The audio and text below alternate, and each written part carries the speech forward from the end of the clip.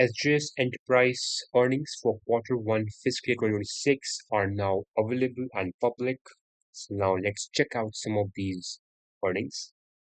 First, we have the highlights for Q1 fiscal year 2026. SGS outperformed by delivering a 19x growth in the automotive business compared to 1.2% year-on-year growth in the two-wheelers plus private PV industry. So the two-wheelers plus, I believe that's passenger vehicles industry grew by only 1.2%, but SJS outgrew them by 19x, 19 times. So very impressive. First, we have the quarterly revenue. It stands at around 2096.6 million rupees, which I believe is around 209.66 crore rupees, a growth of 11.2%. Growth was largely driven by 32.7% growth in the two-wheeler segment, and the quarterly domestic business grew by around 12.1 sorry, percent. So the domestic business grew by 12.1, and they have an exports business too. So SGS Enterprises exports its products too. Now its EBITDA. Q1 EBITDA grew by 16.3%, more than revenue. And because of that, EBITDA margins were a very nice 27.6%. Then Q1 fiscal year 2026's profit after tax grew 22.6%, around, I believe that's 34.6 crore rupees, a margin of 16.5%. So we can see here that profit after tax grew faster than revenue. Then we have FCFF, which is free cash flow to firm. Very important metric. If you want to check what that is, it's on Google or the internet, wherever you want to search. Around 32.6 crores. Very, very nice. And net cash stood at around 1,311.4 million rupees. Moving on. Yes, outperforming the industry growth for 23 consecutive quarters. Very impressive.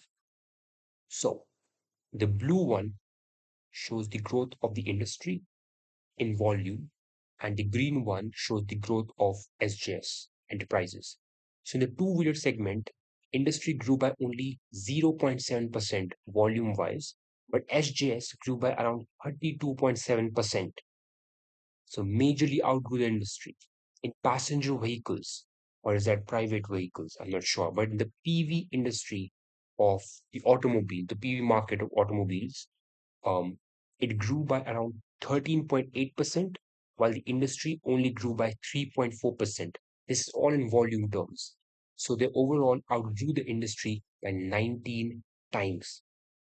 Here you can see the two-wheeler segment delivered the stronger growth.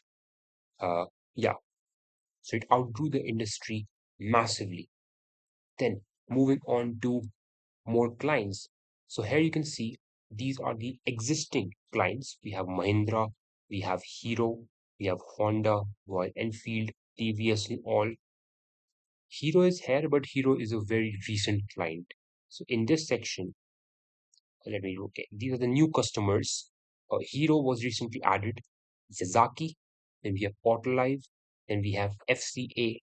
So two, I believe, US companies, US automobile companies have been added to the client lists. And here we can see the existing clients, Honda, Tata Motors, Royal Enfield. Hero is an existing client, but this section is showing the mega accounts, and Hero is also a mega account. But excluding Hero, we can see Samsung, Whirlpool, Royal Enfield, TVS, Mahindra. Already we saw Mahindra. So massive, massive clients. Moving on, we have the financial performance. You already saw this. So revenue from operations, 11.2% year on year. EBITDA, we saw 16.3%. The margin grew from 26.6% to 27.6%. We see profit after tax and the profit after tax margin. The profit after tax margin grew from 15% to 16.5%. Then we last come to the capital structure. How is it doing the balance sheet wise? How is it debt looking at? So here we can see long-term debt, zero. There's no debt. It was around 400. I believe that's million. I'm not sure, but 400 for the number. Okay, yeah, million rupees. So for around, I believe, 40 crores in long-term debt. Now there's nothing like that anymore. Then we see 161 million rupees in short-term debt. I believe that's around 16 crores. Total debt is around 161 million rupees, but its total cash and cash equivalents are around 1,472 million rupees, meaning its cash and cash equivalents exceeds its total debt by 1,311 million rupees. Very, very nice, very healthy balance sheet. Here can we see total equity, 726 crores. Moving on, we have return on capital employed. Wow, 30%. In 2025, it was 25%, and in quarter one fiscal 2026, it's 30%. Return on equity also rising 19% for this quarter. Then cash flow from operations. It's only been one quarter and it's already 591 million, 59 crore rupees. In fiscal 2025, it was 163 crores. So already like 30% of last year's, more, I believe more than 30% of last year's has been achieved in this quarter only. Then we have free cash flow to firm. This is a bit lower, but that's all right. Quarter one fiscal 2026, free cash flow to firm was around 326 million rupees, which is around 32.6 crores. So yeah, very cash flow rich company. Uh, Moving on, we have the consolidated performance. We already saw this. I think the last thing we can see here is revenue portfolio. How is it revenue divided? So revenue by business, this is basically all its subsidiaries and all that, but I guess we won't look at that. So revenue by end segment.